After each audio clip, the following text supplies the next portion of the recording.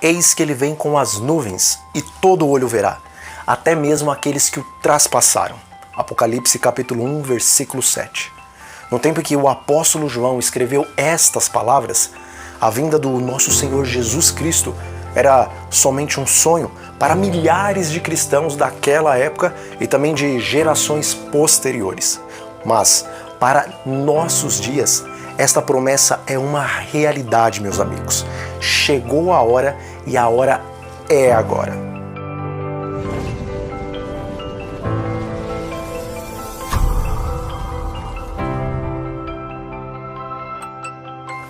Fomes, guerras, rumores de guerras, pestes, inundações, terremotos, maremotos, proliferação do neopentecostalismo, do espiritismo e também do satanismo, somado a uma avalanche do ateísmo e imoralidade generalizada, nos dão a plena certeza de que estamos nos últimos segundos da história deste mundo e que ainda nesta geração veremos a alva, o Senhor dos Exércitos voltando a esta terra em sua glória, na glória do seu Pai e também dos santos anjos. A palavra de Deus nos deixa claro que haverá um tempo em que não haverá mais tempo. Está escrito: continue o injusto fazendo injustiça, continue o imundo ainda sendo imundo. O justo continue na prática da justiça e o santo continue a santificar-se. Apocalipse 22, versículo 11. Amigos, o Senhor nos diz: o meu espírito não contenderá com o homem para sempre. Em breve, o Espírito Santo será removido desta terra, pois cada homem e mulher farão a sua escolha a favor ou contra a verdade. Logo, será colocado sobre cada ser humano uma marca, um selo. A marca da besta ou o selo de Deus.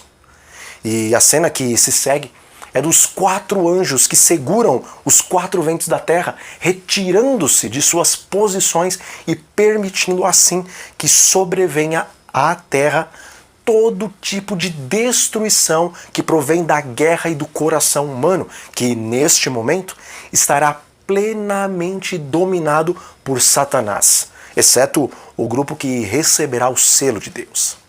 Irmãos, estamos diante de um período extremamente solene da história da humanidade, o período do selamento de Deus. Vocês sabem o que significa isso? Significa que após o selamento, todos os casos estarão julgados ou sentenciados para a vida eterna ou para a morte eterna. Semelhantemente ao tempo de Noé, hoje, a porta da graça será fechada, como foi fechada a porta da arca naquele tempo. Quando o anjo de Apocalipse, que possui o tinteiro de escrivão, terminar a sua obra de selar a testa dos escolhidos de Deus, que são aqueles que gemem e que clamam por causa de todas as abominações que se cometem na terra e na casa de Jerusalém, então ele retornará para o céu, apresentará a Jesus o número dos selados, então Cristo lançará da sua presença o incensário das orações e erguerá as suas mãos e bradará: está feito. Nesse momento, cessará a intercessão pelo homem e a porta da graça será fechada para sempre. Quem entrou, entrou. Quem não entrou, ainda que queira, não poderá mais entrar. Aqueles que aproveitaram o tempo da graça e de misericórdia estarão sob as asas do Senhor e descansarão à sombra do Onipotente. Deus os livrará do laço do passarinheiro e também da peste perniciosa. Cairão 1.000 ao seu lado e 10.000 à sua direita, mas eles não serão atingidos. Eles vão olhar e contemplar o castigo dos ímpios.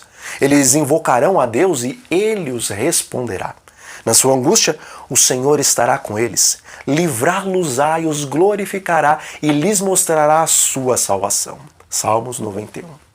E aqueles que desprezaram os apelos, as advertências e a reprovação, beberão do cálice da ira de Deus, que será derramada sobre a terra sem mistura de misericórdia. E então serão atormentados com fogo e enxofre, juntamente com Satanás, seus anjos, a besta e o falso profeta. O que é o selo de Deus? E o que é a marca da besta? O selo de Deus é o sábado do quarto mandamento da lei divina, e a marca da besta é o domingo do Deus Sol, que foi introduzido no cristianismo por Constantino no 3º século da nossa era? Bom, as profecias bíblicas dizem que sim. E agora? Por conhecer essa verdade, as profecias bíblicas também dizem que automaticamente eu estou salvo? Não. Irmãos, a pergunta que deve estar hoje latente em nossa mente é esta: como acontece o selamento e não apenas o que é o selo? Conhecer as profecias, entender de teologia e aceitar a verdade presente não fazem de nós justos diante dos olhos de Deus. Pois até os demônios conhecem as profecias, entendem muito bem de teologia e sabem que esta igreja possui a verdade para este tempo. Mas nem por causa disso são eles justos diante de Deus. Pelo contrário, o castigo deles será muito maior por causa deste conhecimento e o nosso castigo também. Somos justos diante de Deus pela fé em Cristo Jesus, e essa fé se revela em amar e obedecer à verdade presente para os nossos dias. Pergunto a vocês, meus irmãos, como ocorre o selamento de Deus? Escute, Israel, o Senhor, o nosso Deus, é o único Senhor. Portanto, ame o Senhor, seu Deus, de todo o seu coração, de toda a sua alma e com toda a sua força. Essas palavras que hoje lhe ordeno estarão no seu coração. Você as inculcará a seus filhos e delas falará quando estiver sentado em sua casa, andando pelo caminho, ao deitar-se e ao levantar-se. Também deve amarrá-las como sinal na sua mão, e elas lhe serão por frontal entre os olhos. E você as escreverá nos umbrais da sua casa e nas suas portas.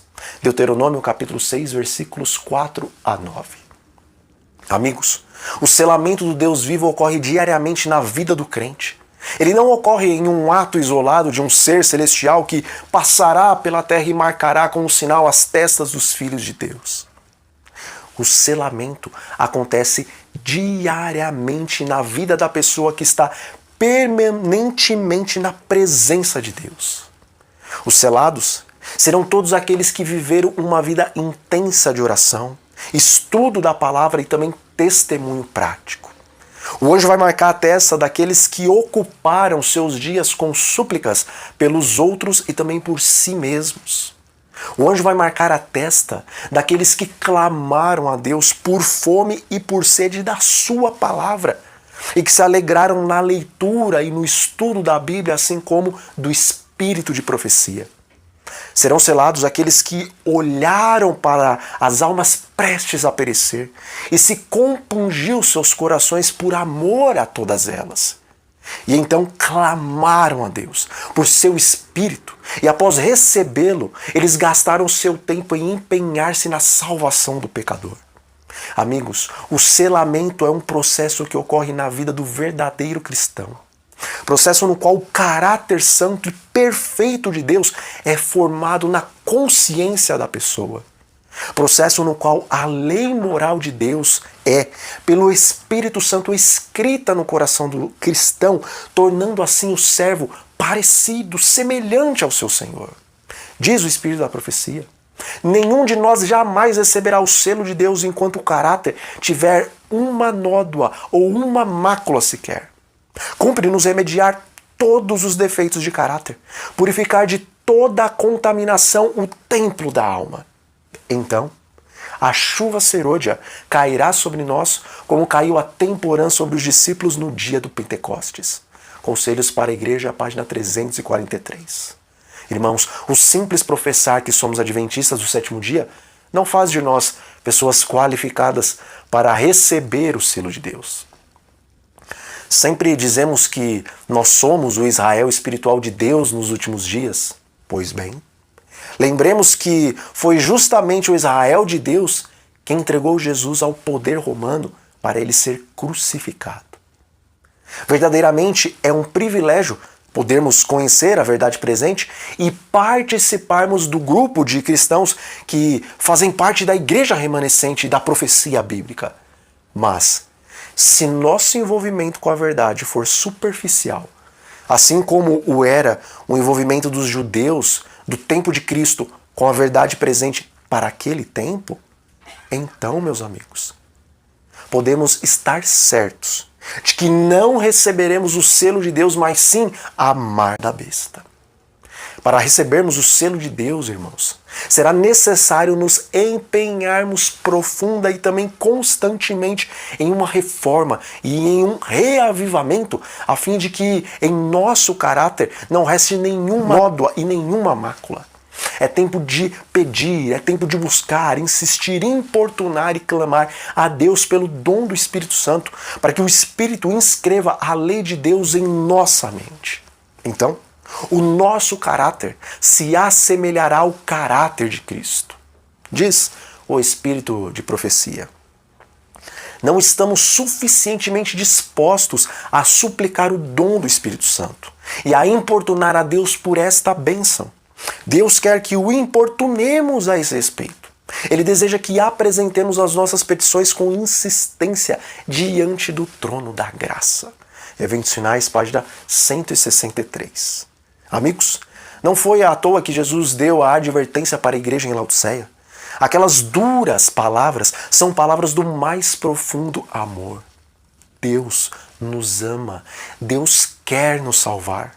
Por isso, abramos agora os nossos olhos e reconheçamos a nossa situação diante do Senhor, para que não aconteça a nós semelhantemente às virgens loucas da parábola do capítulo 25 do livro de Mateus. É que ninguém seja o seu modelo além de Cristo. Nem pastores, nem pregadores, nem professores da escola sabatina, nem qualquer outra pessoa, mas somente Cristo. E se vocês se esquecerem de todas as palavras que eu acabei de falar nesse vídeo, então lembre-se, irmãos, pelo menos destas. Para um tempo mais solene do que o tempo dos apóstolos, é necessário formar um caráter mais semelhante ao de Cristo do que o caráter que os apóstolos tiveram.